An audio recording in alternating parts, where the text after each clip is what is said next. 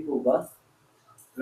Wala po. Pakiramdaman niyo po, alin yung mas better, mas relax po ha? Yung meron o yung wala po? Dito sa amin ay price starts po namin ang 999. Kasama na po dyan ang anti-rad, graded na din po siya.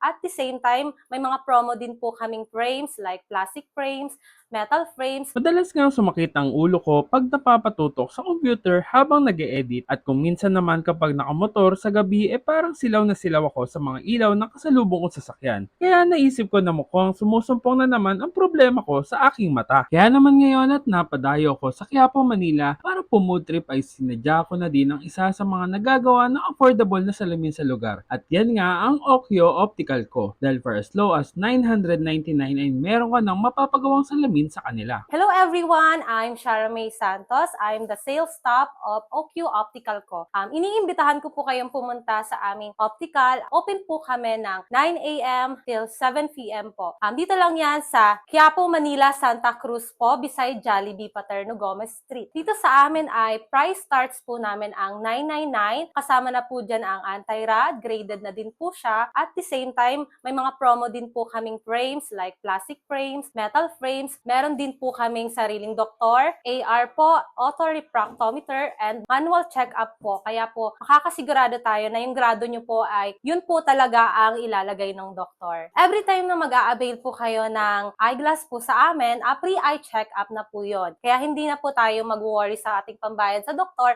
kasi libre na po yun sa amin. Sobrang dami nga ang pwede mong pagpilian sa iba't ibang klase ng frame and price varies depende sa frame at klase ng salamin at package na i-avail nyo. Maganda nga din dito ay meron silang sariling doktor na magche-check sa inyo kaya naman masisigurado mo talagang tama ang grado na mabibigay sa inyo.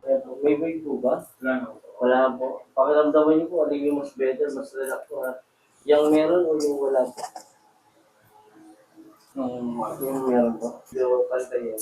Hindi siya nagdodoble. Parang nag-iiwan. Nagdodoble. May anina na. Pero pag yun, wala po. Minsan sumasarap po ba ulo mo pag-apon?